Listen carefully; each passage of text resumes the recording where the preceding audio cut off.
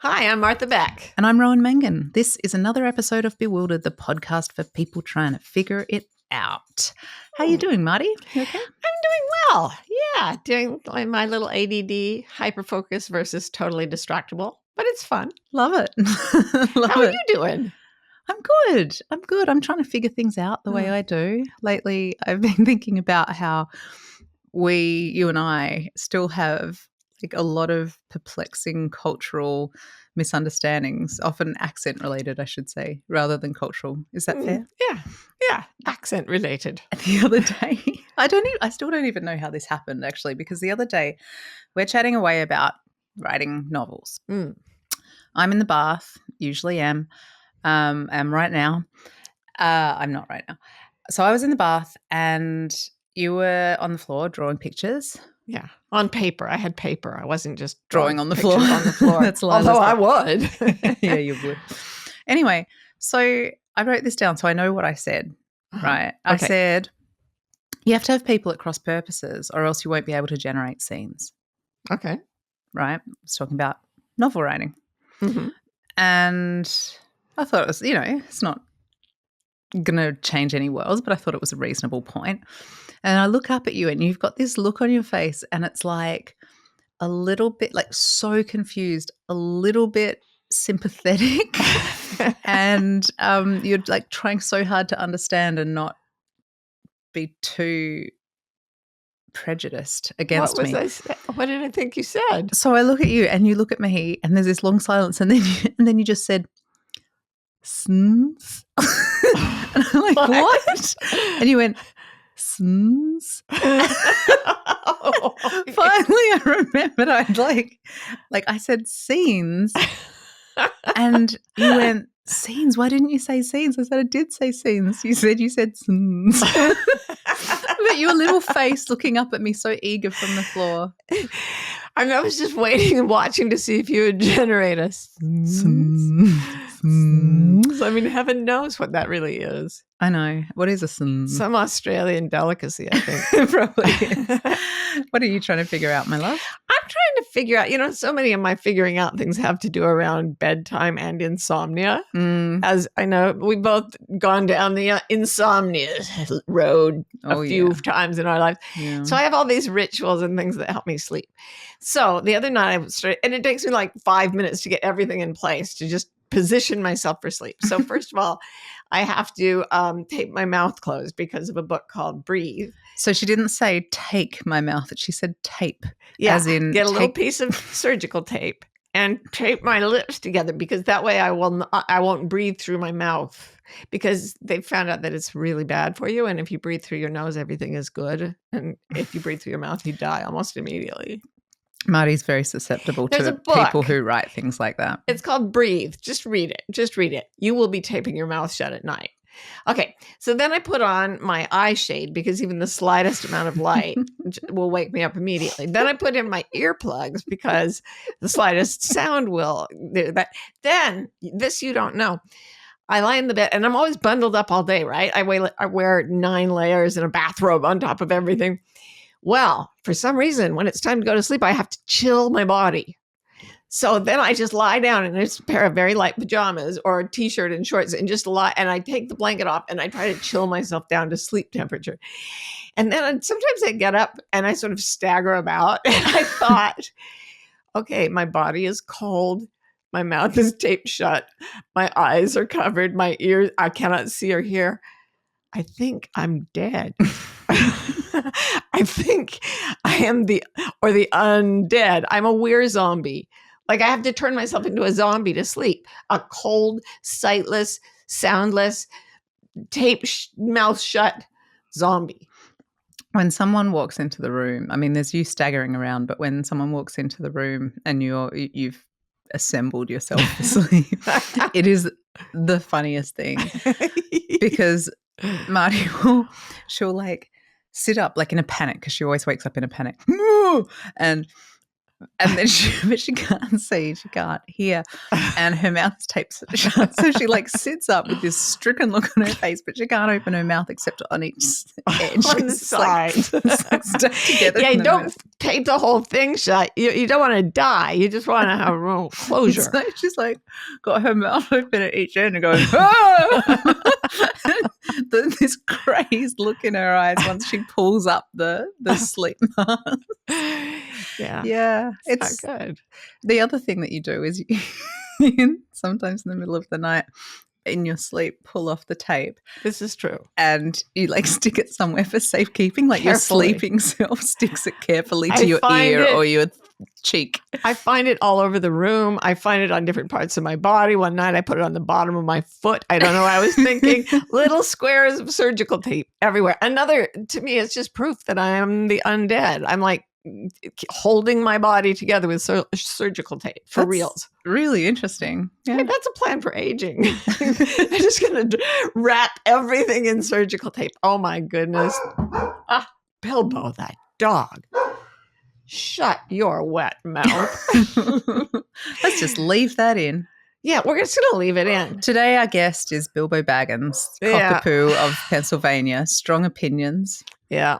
A bit controversial at times. Yeah, there's a lot to say. Yeah. Yeah. We knew we were doing a BeWild Files episode. You must have. I hadn't anticipated having Bilbo be the person, but we'll see how we go. Who is another person besides Bilbo Baggins?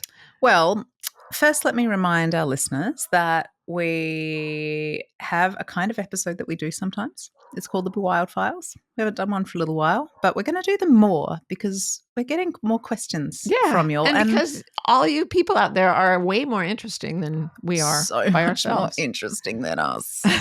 So, I mean, you may not tape your mouth shut at night, but you're still interesting. If you want to know how to submit a voice recording for us, telling us what you are trying to figure out, please go to rowanmangan.com/bewildered.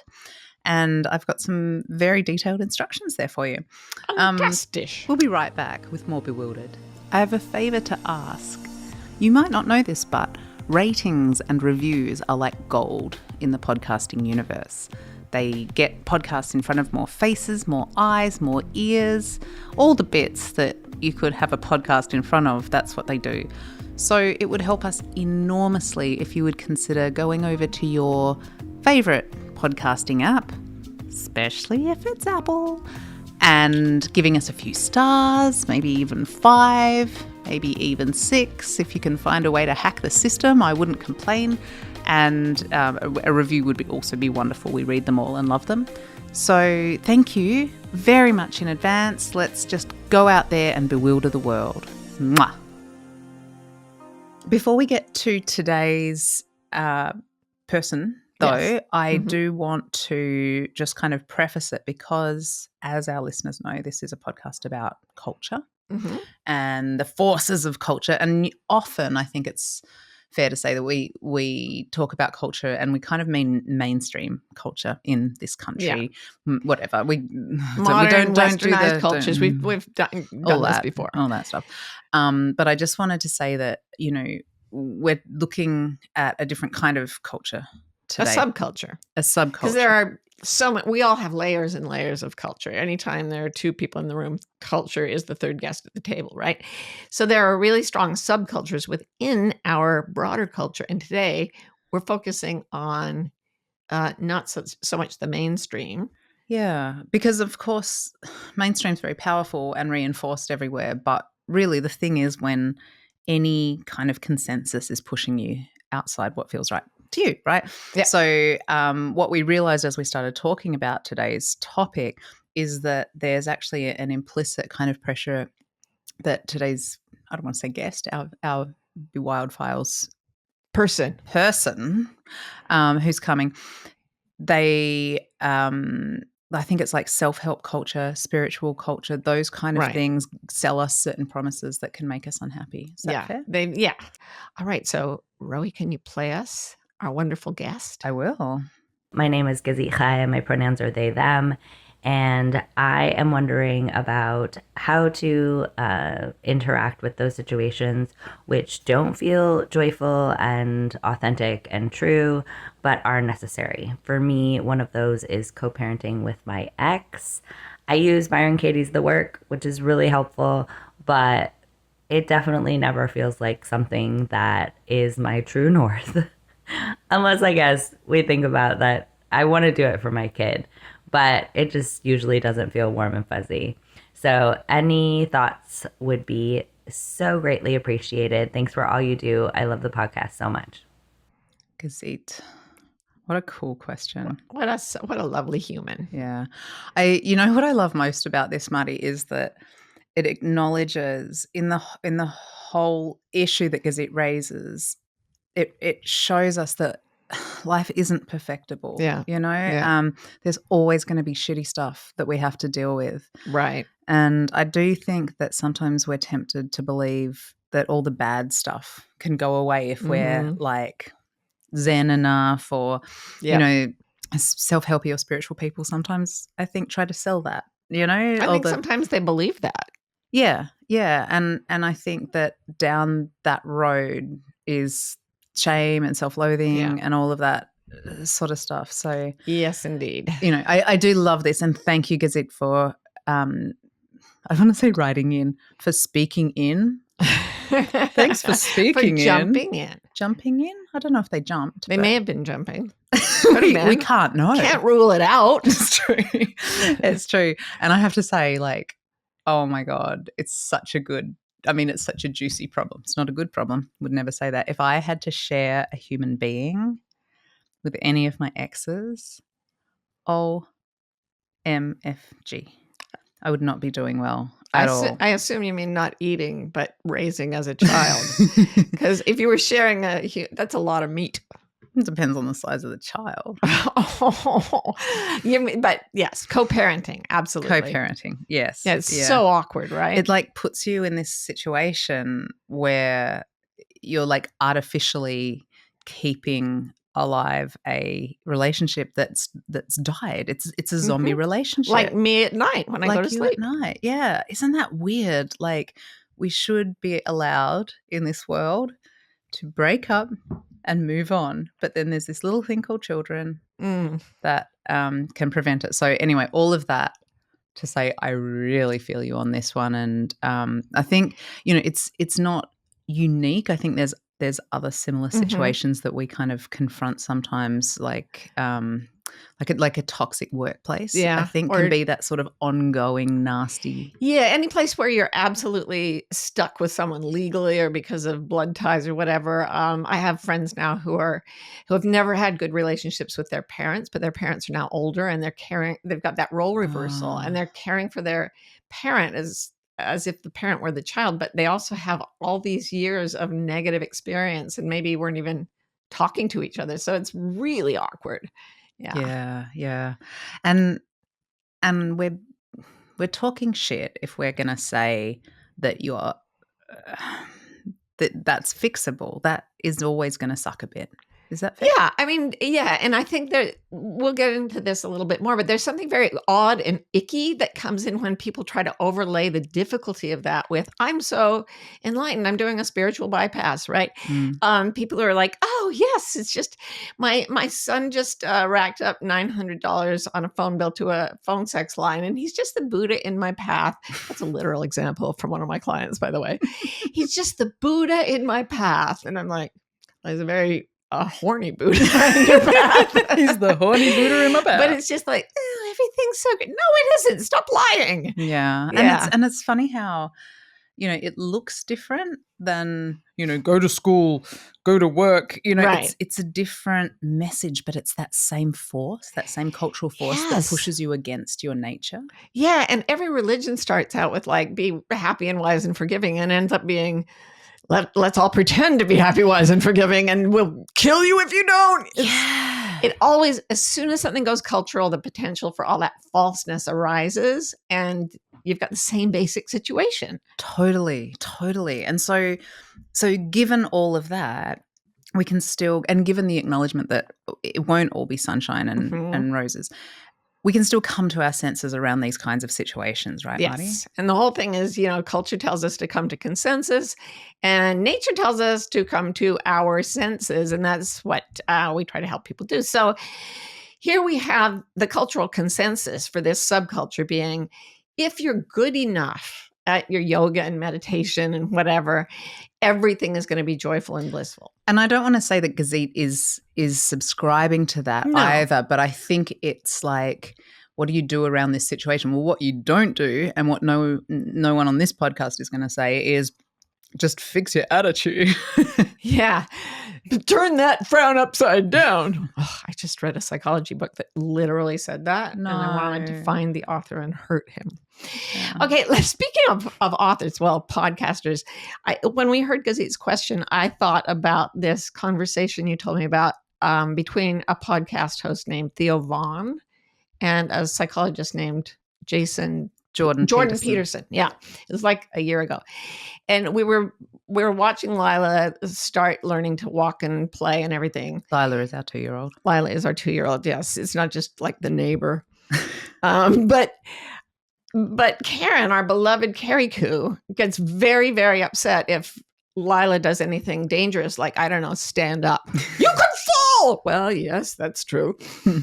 And Rose said, well, these two guys were talking, and one of them said, if you're going to make your kids tough, which they better be if they're going to survive in the world, you don't interfere when they're doing dangerous things carefully. And we really took that sort of phrase to heart, this dangerous things carefully idea. Right. It's kind of, it's surprising. It's revolutionary. And that's why they said that's really cool, because that they can learn so much. And then the author said, well, that's where everyone learns everything, is doing dangerous things carefully. And by the same token, I think the place we grow in terms of self-efficacy and internal power, a positive sense of power, is not when you're always happy, but when you're doing emotionally painful things with courage and integrity.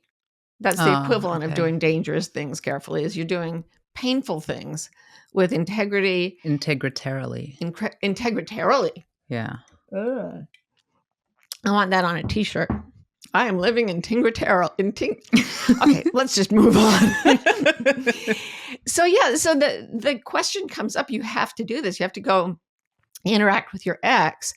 And how do you do that ethically and with integrity? So the first thing you do is you stop pretending it's going to be easy. Yes. Oh, wow. Even just saying that. Yeah. And I'm not even in Gazit's situation. Even just saying that, I'm like, oh, that makes it easier. Right. Exactly. The moment you say, this is going to be really hard. It's like I used to get shots when I was a kid, and the nurses always says, this won't hurt. It hurt. And I felt so betrayed. So when I had kids and I took them to the doctor, I'd say, this will hurt, but only for a second. And they were so much cooler with it, right? So it's not going to be fun to go deal with your ex, with your child. And even if you're enlightened, it's not going to be fun. I'll get to more about that in a second. But the point is to prepare yourself by saying, where is the difficulty? And the difficulty will always be where there's pressure to pretend that you're not feeling something that you are. I mean, my whole premise is whenever we're pulled off our truth, we suffer. So when we're like face to face with our ex, we get pulled off our truth by a number of things. One of them is, I can't handle conflict. I have to get out of here. Can I just say another one though? Yes. And, I think, because it didn't mention this, but when I think about this sort of scenario, one of the things that to me greatly complicates it is when these interactions have to take place in front of your child. Yeah. There's so much complexity to that, right? Because yes, you want to be in integrity for your own sake, for your child's sake, but we don't want our kid to see, what I'm saying, like real nasty conflict or feel that. So it's hard. Like there's layers to the integrity piece. And if you don't want it to get nasty, you have to get in touch with, like, if you are angry or whatever, you have to, for example, examine beliefs like they shouldn't be acting that way, which is like saying the sky shouldn't be blue. It should be pink. It's a no-win situation. It leaves you just backed into a hard place, and you're going to behave strangely. The only thing your kids need to see is you behaving truthfully. So what I would do, if I had it to do over, is sit the kid down and say, yeah, my ex and I aren't together anymore. However you see me act, however you see them act, trust yourself.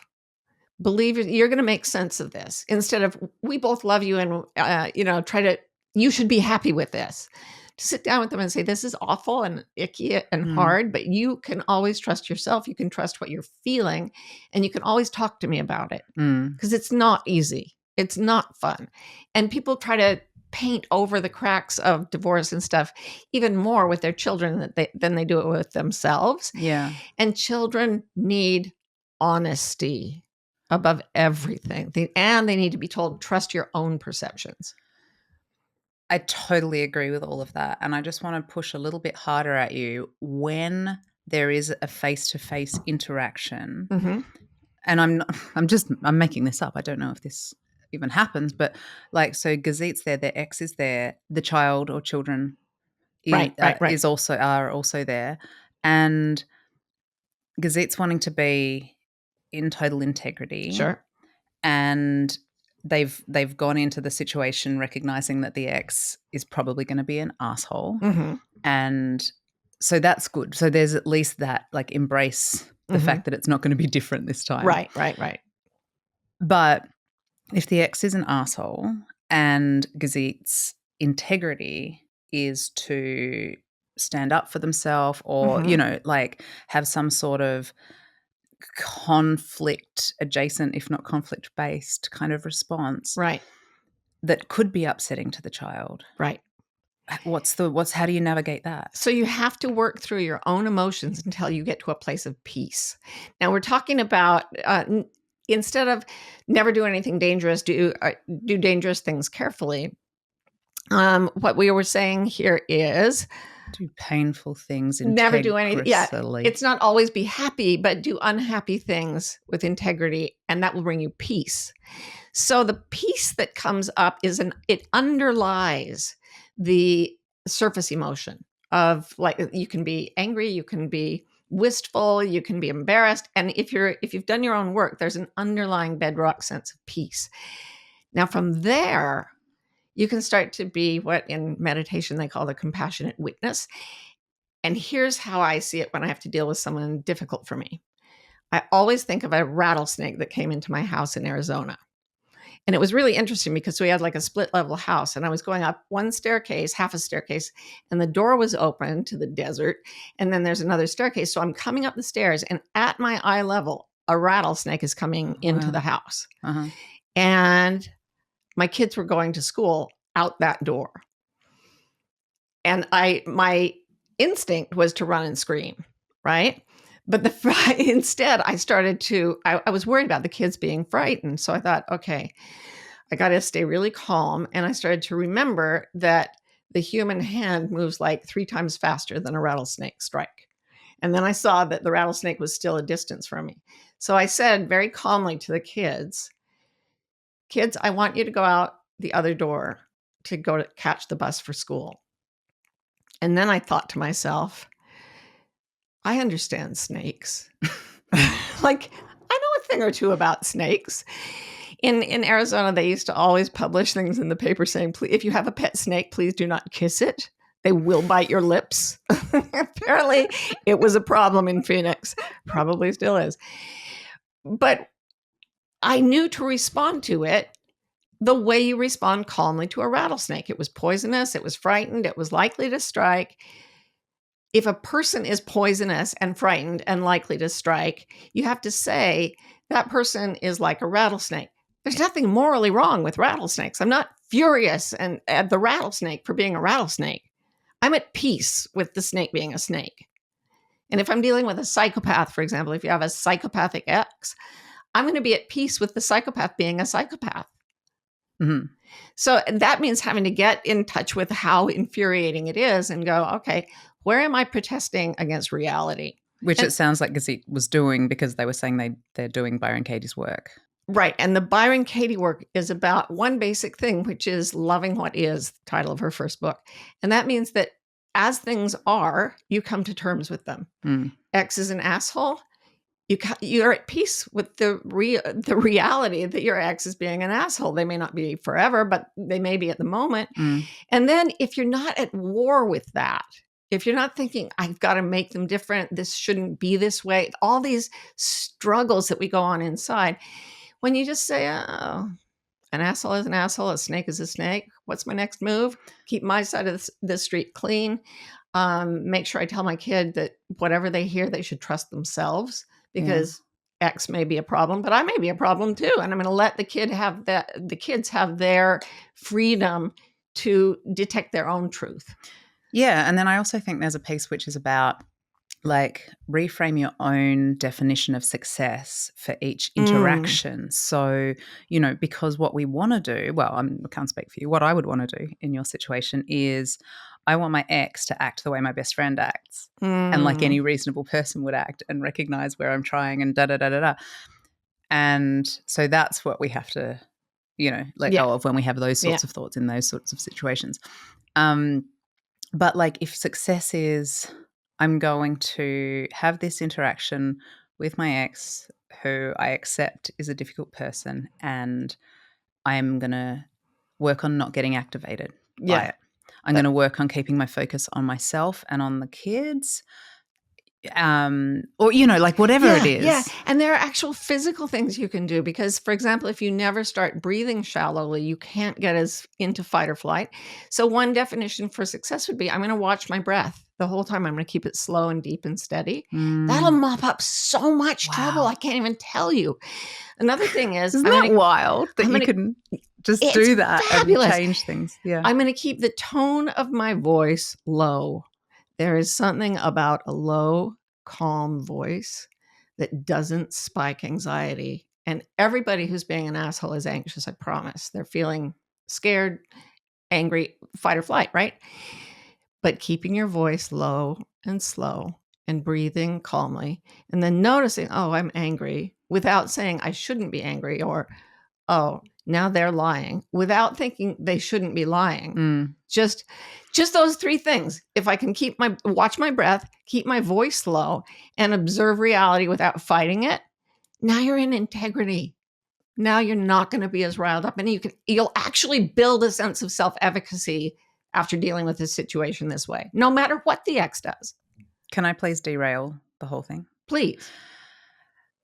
Number 2, keep your voice low and slow. Yeah. Oprah voice. Do Oprah voice. Then it's a fun game. Like you're there with your ex, but you're also like interviewing Meghan Markle. And you're like, were you silent or were you silenced? Oh, boom. Oh, and you're Oprah. Oh, yeah. There are 2 things you should watch. I don't know if I've mentioned these before, but they are classics. There's one of Oprah early in her career where she had an audience full of like out there white supremacists. Lots of people are internals, unknown white supremacists, but these were like card carrying. Yeah. Shaven headed killer types, racists. And, she's interviewing them and her voice stays so low and so calm. And then there's one where Gloria Steinem is being interviewed by some senator or something. And he is literally the most misogynistic, like he is acting like a total bitch, calling her a bitch. And she's like, well, blah, blah, blah. And I'm like, why aren't you screaming at him? Because if she screamed at him, number one, she'd play right into his game. And number 2, it's like lunging at a snake and trying to bite it. It's going to bite you. So the other thing is she leaves her integrity because she leaves her peace, her internal peace, because she's baited in by his false energy. She's sort of entering his world of ickiness. And where she stays in that whole interview is in a deep, calm place where she's watched the misogyny her whole life and she's not expecting it to be anything but what it is. And she is no one but who she is. Wow. And I mean, that can't help redefine the kind of shape of an interaction. Oh, it's incredible. Yeah. After they overturned Roe versus Wade, there were so many people calling me. I was calling them like, what are we going to do? And I saw an interview with Gloria Steinem. She was like, and she's like 80 something now. And she's like, when the courts pass an unjust law, we do not obey it. Just quiet. I was just like, oh, you are awesome. No wonder you got so much done in your life and you're still getting it done. Yeah. Okay, so end goal is always integrity. And when you stay in your integrity, you can find peace because the truth always gives you peace, and peace can be present at all times. There can be sorrow with peace. There can be anger with peace. There can even be fear with peace if the peace is at the level of, I would call it the soul, or the deep, deep self. And everything else, it's like there's a band in the ocean way deep down where the blue whales go to call to each other. And it's so still. It's like 3,000 feet down and lower, I think. And it's so still that sound waves will travel from one whale to another across 1,000 miles.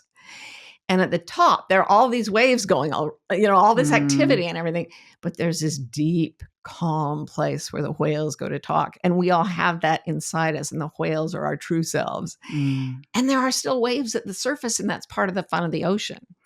Yeah, I love that. I love that peace, not perfection, is the goal. And, there's something kind of, I don't know if I'm getting overexcited about this, but to me, that kind of quality of bittersweet is really so much of what it's about being here. Yes. There's a song by Bob Dylan that I really love that kind of captures that quality of bittersweet to me, which is called Most of the Time. And you should look it up. There's a great cover by Ani DeFranco. And to me, there's an essence here of what Gazit actually came in acknowledging, which is, it just is. It's part of the thing, but the thing of life. But okay, here are some of the words from this song. Most of the time, I'm clear focused all around. Most of the time, I can keep both feet on the ground. I can follow the path. I can read the signs. Can stay right with it when the road unwinds. I can handle whatever I stumble upon, and I don't even notice that she's gone most of the time. So it's like all the feelings are there, all the right stuff is there, and it's most of the time. And if it can be most of the time that we can, follow the path and read the signs and stay right with it when the road unwinds, then that's pretty freaking good. It's better than never being upset, because you don't go to sea to just be on a flat plane of glass. You go for the ride. The whole thing is the ride. And you've just described the condition of nature. Yeah. Plus, where would the music be? So true. All so right. Go hear that song and Ani DeFranco's cover and stay wild. We hope you're enjoying Bewildered. If you're in the USA and want to be notified when a new episode comes out, text the word WILD to 570-873-0144. We're also on Instagram. Our handle is Bewildered Podcast. You can follow us to get updates, hear funny snippets and outtakes, and chat with other fans of the show. Bewildered is produced by Scott Forster with support from the brilliant team at MBI. And remember, if you're having fun, please rate and review, and stay wild.